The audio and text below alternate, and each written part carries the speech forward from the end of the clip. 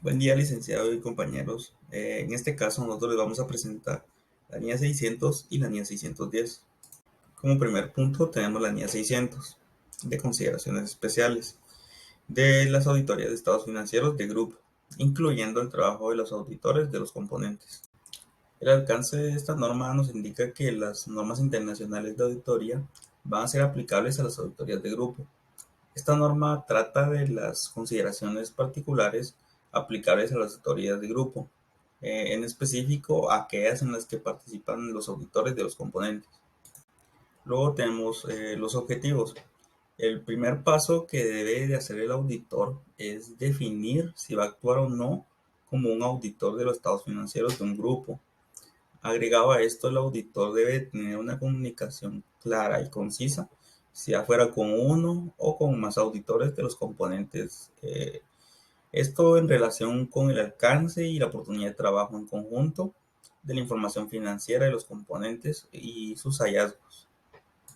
Luego tenemos las definiciones, que a efectos de la norma son distintos términos con su propio significado. Aquí podríamos definir, por ejemplo, qué es un componente, que sería una entidad de negocio o empresarial cuya información financiera va a ser preparada por la dirección del componente. Esta para que sea incluida dentro de los estados financieros del grupo. También podríamos definir qué es un auditor componente, que sería un auditor que a petición del equipo del encargo del grupo va a realizar un trabajo de auditoría del grupo en relación con la información financiera del componente, y así sucesivamente con distintos términos. Luego tenemos los requerimientos. Como primer punto tenemos la responsabilidad. En esta, el socio del trabajo del grupo va a ser el responsable de dirigir, supervisar y ejecutar el trabajo de la auditoría en grupo, y de que el informe del auditor sea apropiado de acuerdo a las circunstancias.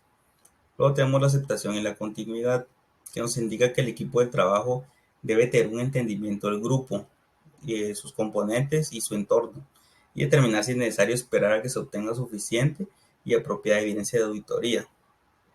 Luego tenemos la global de auditoría y el plan de auditoría, que nos indica que el equipo de trabajo tiene la responsabilidad de planear una estrategia global de auditoría del grupo. A partir de esto, el socio de trabajo del grupo tiene que revisar la estrategia general de auditoría propuesta por el grupo y de la misma forma el plan que se va a desarrollar mientras cumple con su responsabilidad de dirigir el trabajo de auditoría del grupo. Luego tenemos el conocimiento del grupo, sus componentes y su entorno, que nos indica que debe de existir una buena comunicación entre los miembros del equipo del trabajo del grupo para poder facilitar así el entendimiento de la entidad y su entorno. Luego tenemos el conocimiento del auditor del componente. Cuando el equipo del trabajo solicita al auditor de un componente que trabaje sobre la información financiera de un componente, el grupo tiene que determinar y conocer si el auditor del componente entiende y cumple con los requisitos éticos para la auditoría de grupo, al igual si es independiente, si tiene la capacidad profesional para el trabajo de auditoría y si el equipo de trabajo puede obtener suficiente y adecuada evidencia de auditoría del trabajo del auditor de un componente. Continuando con los requerimientos, seguimos con el de importancia relativa, donde el equipo del encargo debe determinar lo siguiente: la importancia relativa para cada uno de los estados financieros, el nivel o niveles de importancia relativa, la importancia relativa para aquellos componentes a los que se le realizará la auditoría y el umbral por el cual las incorrecciones no pueden considerarse claramente insignificantes. Respuestas a los riesgos valorados. Se deben diseñar e implementar respuestas a los riesgos de incorrección material, y a su vez también se debe determinar el tipo de trabajo a realizar de cada uno de los componentes, los cuales pueden ser significativos o no significativos. Proceso de consolidación. Cuando existe un proceso de consolidación es necesario evaluar la adecuación, integridad y exactitud de cada uno de los ajustes y reclasificaciones que pueden llegar a existir, así como los indicios de fraude. El siguiente requerimiento de esta norma son los hechos posteriores, donde los auditores de los componentes aplicarán procedimientos diseñados para identificar hechos ocurridos entre las fechas de la información financiera y la fecha del informe de auditoría que se va a presentar.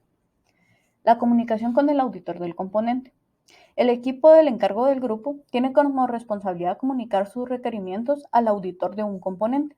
Asimismo, debe incluir lo siguiente: una solicitud de que el auditor del componente confirme que colaborará con el equipo del encargo, así como también los requerimientos de ética aplicables, la importancia relativa de un componente, los riesgos significativos de incorrección material y una lista de partes vinculadas. El siguiente requerimiento es la evaluación de la suficiencia y adecuación de la evidencia de auditoría obtenida. Cuando se evalúe la comunicación, se deben discutir las cuestiones significativas y a su vez determinar si es necesario evaluar otras partes relevantes. Y también se debe obtener evidencia de auditoría suficiente y adecuada con el fin de reducir el riesgo de auditoría a un nivel que sea aceptablemente bajo para alcanzar conclusiones óptimas para emitir la opinión del informe. Comunicación con la dirección del grupo y con los responsables del gobierno del grupo. Con la dirección del grupo es importante considerar las deficiencias en los controles internos que se hayan identificado y que hayan llamado la atención. En el caso de los responsables del gobierno del grupo, se debe comunicar lo siguiente: la descripción del trabajo a realizar y también de la naturaleza de la participación planificada del equipo del encargo. A su vez, si existen reservas de la calidad del trabajo, cualquier limitación en la auditoría del grupo o bien la existencia de indicios de fraude. Por último, está la documentación, donde el equipo del encargo debe incluir en la documentación lo siguiente: los análisis de los componentes determinando los significativos y el tipo de trabajo a realizar, la naturaleza, el momento de realización y extensión de la participación del equipo del encargo del grupo, y las comunicaciones escritas que hayan existido entre el equipo del encargo y los auditores. Buenos días, estimado licenciado y compañeros. Continuando con la exposición, tenemos el desarrollo de la NIA 610. Esta trata acerca de la utilización del trabajo de los auditores internos. El alcance de esta norma trata acerca de la responsabilidad que tiene el auditor externo cuando utiliza el trabajo del auditor interno, en lo que corresponde la utilización del trabajo de la función de auditoría interna para obtener evidencia de auditoría y la utilización de la ayuda directa de los auditores internos bajo la dirección, supervisión y revisión del auditor externo.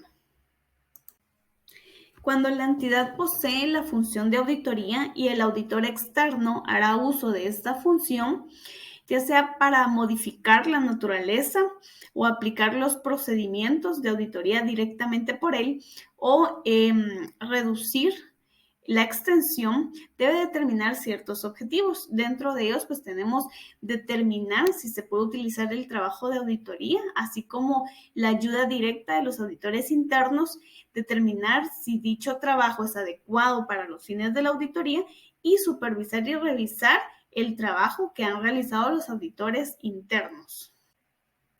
Dentro de las definiciones que nos establece la norma, nos menciona la función de auditoría interna. Una entidad realizará actividades para obtener un grado de seguridad y asesoramiento establecidas para evaluar y mejorar los procesos tanto del gobierno de la entidad, gestión del riesgo y control interno.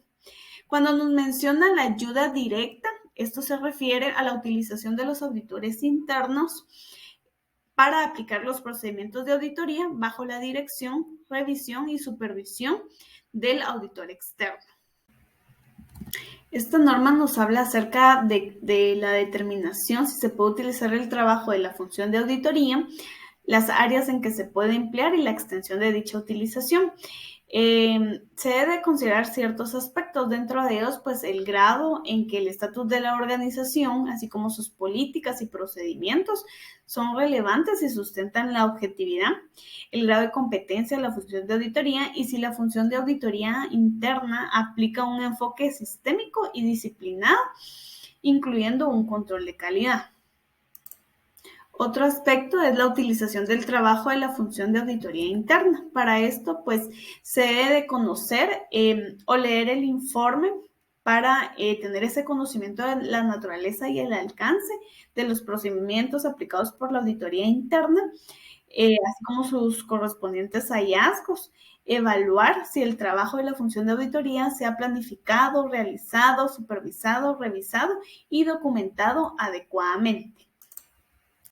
Tenemos el requerimiento de determinar si se puede utilizar la ayuda directa de los auditores internos en las áreas que se puede emplear y la extensión de dicha utilización. En el caso que el auditor externo no pueda utilizar la ayuda directa del auditor interno, esto se debe a que puede existir amenazas significativas de objetividad por parte del auditor interno, así como que el auditor interno carece de la competencia necesaria para realizar el trabajo propuesto.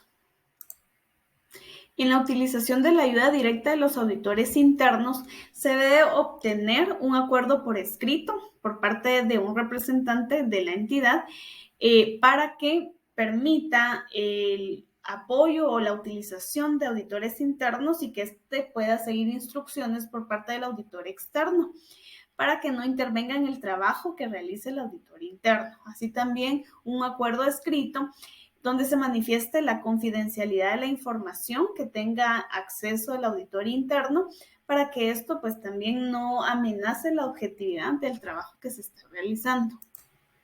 Dentro de lo que es la documentación, se debe de documentar, ¿verdad?, con papeles de trabajo donde se haya realizado la evaluación del estatus de la función de la organización, sus políticas, procedimientos que sustenten adecuadamente la objetividad, el grado de competencia de la función de auditoría, así como también el enfoque sistemático y disciplinado, incluyendo pues el control de calidad y otros aspectos. Muchas gracias por su atención.